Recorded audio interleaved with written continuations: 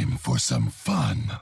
What's up, everybody? I'm Real Radic, and oh my god, what a season finale that was. Those last 3 episodes were absolutely fantastic, but before I gush about it too much, we have to break down all the Easter eggs, right? So without further ado, let's get started with another Twisted Metal Easter egg breakdown. We begin with episode 10, Mayhem, and the episode begins right where the last one left off, in the lightning round with a bunch of lightning towers scattered throughout the map. And of course, lightning has been a staple environmental attack throughout the entirety of the Twisted Metal franchise, appearing in games like Twisted Metal 2 and Twisted Metal Black, Twisted Metal 3, and so on, and so on, and so on. During this match, John Doe and Quiet are actually separated, and they have 2 roadkills, almost like if roadkill was split into 2. Split into 2. Get it? Well, maybe you do, but you probably don't, and you think I sound crazy, which is totally fair. But I think this splitting into 2 might be a cheeky nod to the driver of roadkill in a few of the Twisted Metal games, Marcus Kane. In Twisted Metal Head On, it turns out Marcus Kane suffers from split personality disorder, and in his ending, it's revealed that he is actually Sweet Tooth as well. So yes, in that game, Marcus Kane, the driver of roadkill, and Sweet Tooth, the driver of Sweet Tooth, or well, Needles Kane, the driver of Sweet Tooth, are both the same person. So maybe I'm reaching here, I probably am, but when I saw roadkill split into 2, that's the first thing that came into my mind. Anyways, moving on.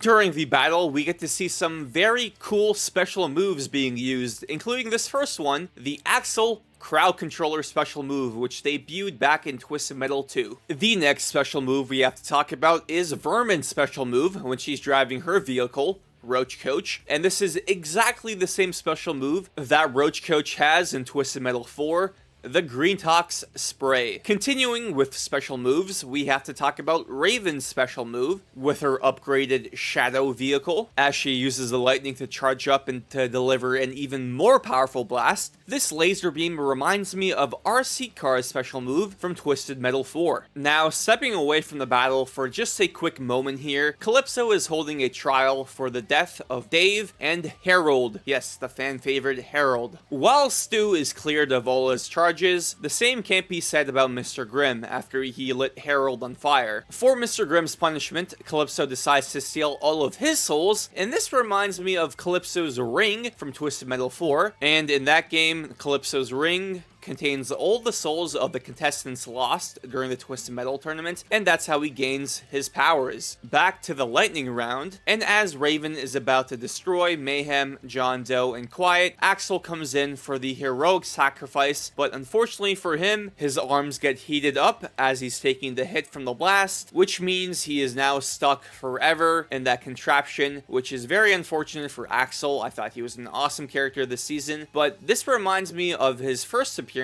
in Twisted Metal 2, where unlike the show where he can get out freely, Axel is permanently trapped in that giant contraption, all thanks to his father, and that's his story mode throughout the game, where he tries to find the strength to finally escape. Now, after that round and trial is over, we head back to Sweet Tooth and Stu, mourning the loss of Harold, R.I.P. And as Stu tells Sweet Tooth that he's now going to be teaming up with Mike for the last round of the tournament, Sweet Tooth hugs him and congratulates him for finally being a man, but he tells him he will not hesitate to kill him in the tournament, as he is part of a long line of fathers trying to kill their sons, which is a clear reference to Twisted Metal 2012, where Sweet Tooth murders his own family, and in the very first Twisted Metal game, where Charlie Kane, the driver of Yellow Jacket, kills his own son, Sweet Tooth, during the tournament. And finally, we end the episode with a tease of something Calypso created for the next round, a minion of some sorts. Anyways, we'll get to that very shortly as we move on to episode 11, Holy Night. As Calypso prepares breakfast for the final contestants, we see Sweet Tooth have an argument with Mr. Grimm, and their history at Blackfield Asylum is mentioned. Now, of course, Blackfield Asylum is a prime location in Twisted Metal Black, being the mental asylum where all the contestants are being held at. During this exchange, Mr. Grimm tells Sweet Tooth that he can't wait to put him in the ground. Now, this might be a cheeky nod to Sweet Tooth's ending in Twisted Metal 2012, where Sweet Tooth asks to find his daughter, Sophie Kane, and unfortunately for him, Sophie Kane has been dead for a long time and is buried underground, and that's where Calypso sends him, which makes Sweet Tooth very, very mad. Now, as the contestants prepare for the final round, we get a shot of Raven in her car, Shadow, and she's holding Kelly's necklace one last time. And now Kelly, of course, is from Twisted Metal Black. We've been over this, and it's the exact same necklace she wore in the game. But now, here we go. The final round, and I just want to say that this scene was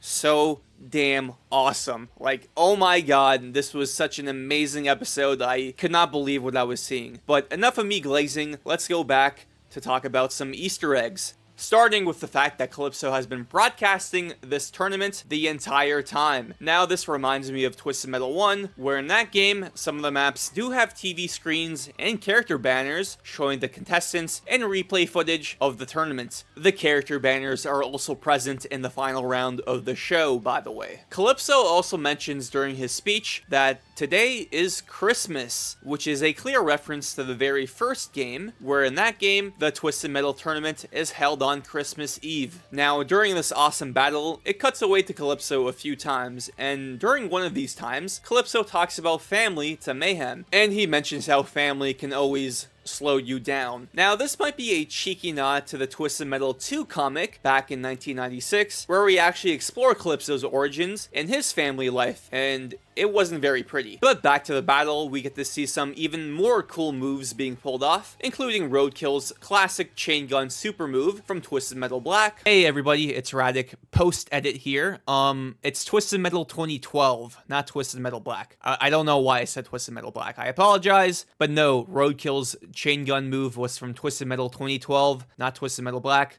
I apologize. Let's move on. Sweet Tooth's special move, the napalm cones from Twisted Metal 1. We also hear the iconic clown laugh, which he does in the video games as well.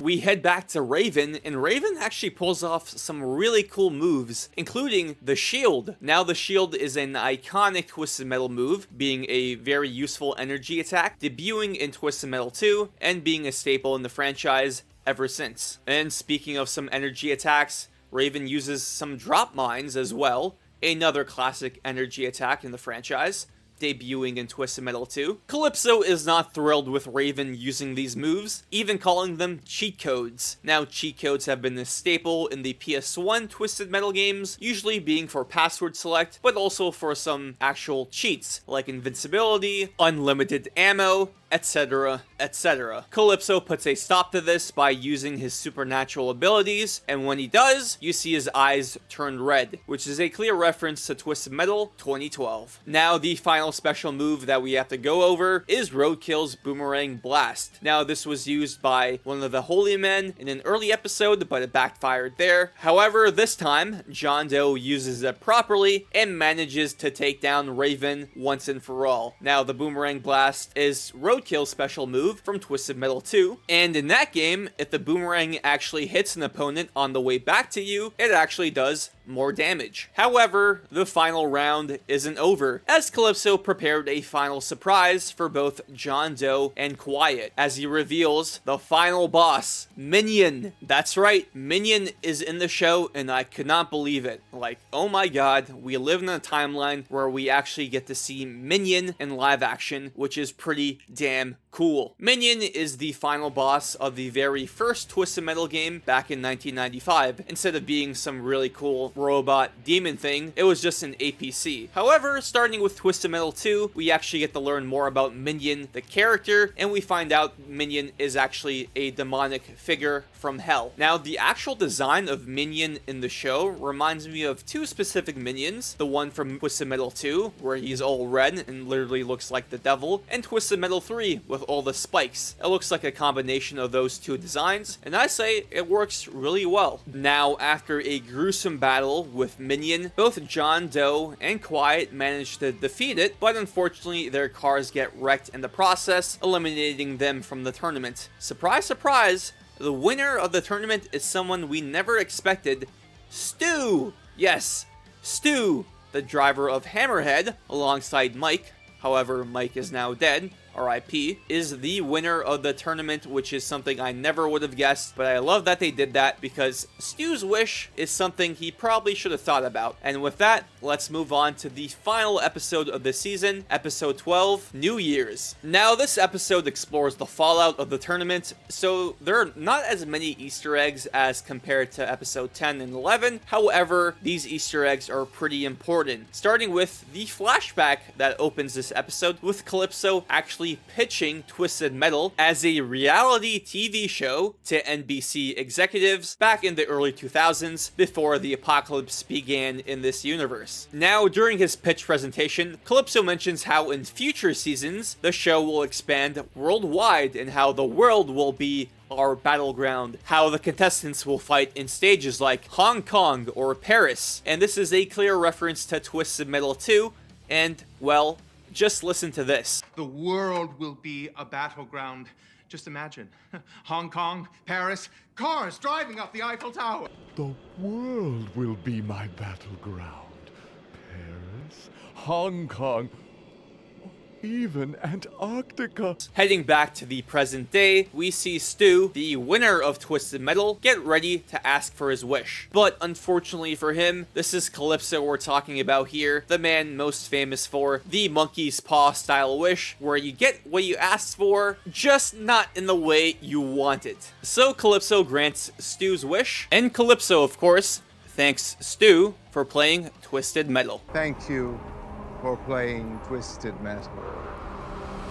And I thank you for playing Twisted Metal. And Stu gets what he asked for, except that he's in outer space, away from the tournament, like far away, but he's in outer space, which is like, I could not believe what I was seeing. I'm like, oh my god, this is like totally from the games. Back in the first Twisted Metal game, there's a character named Sergeant Roberts, a police officer who drives a vehicle known as Outlaw. And in that game, his wish is to be in a world that's free from Twisted Metal. Now, Calypso grants his wish and sends him to outer space, which is technically a world that's free of Twisted Metal. Again, the classic monkey's paw wish style from Calypso, right in play here, and I cannot believe this was included in the show somehow. That is so cool to see. Oh my god. Sorry for the constant glazing.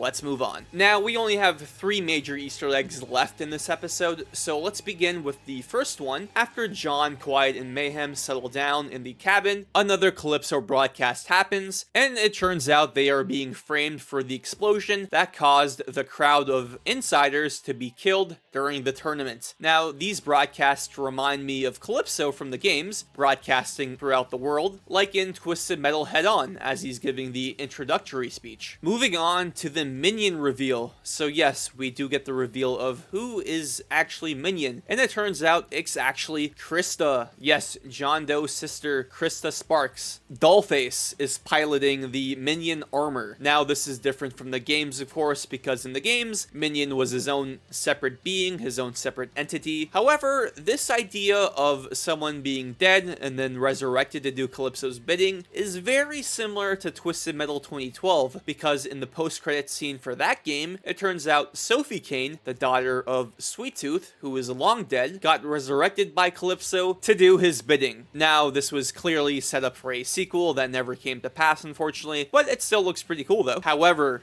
the final Easter egg we have to talk about, and this is a big one because in the post-credits scene, as Sweet Tooth is being dragged away by a taxi cab, this taxi cab is clearly a reference to Yellow Jacket, aka Charlie Kane, as we see on the sign, Pope Charlie Kane, and oh my god, Sweet Tooth's father does exist. They are exploring this plot thread that they mentioned back in Season 1, Episode 7, during that flashback scene with a young Sweet Tooth. So yeah, it looks like Season 3, we are going to be exploring a lot more of Sweet Tooth's past, which is awesome to hear. I really hope this gets greenlit for Season 3. Hey everybody, it's Real Radic again. So I missed this last night. I'm so glad I watched this again before I posted this video. There's a second post-credit scene. We go back to the Millennium Theater, which was in episode 3, where Dr. Zimu experimented on Axel, and it turns out all the Axel equipment, or the Human Axel Project equipment, has been taken away, including the hamster, which made me sad. So Axel is alive at the end of Season 2. Maybe it was him, maybe it was someone else, we don't know, but hopefully there's a Season 3, so we can explore this plot plot thread.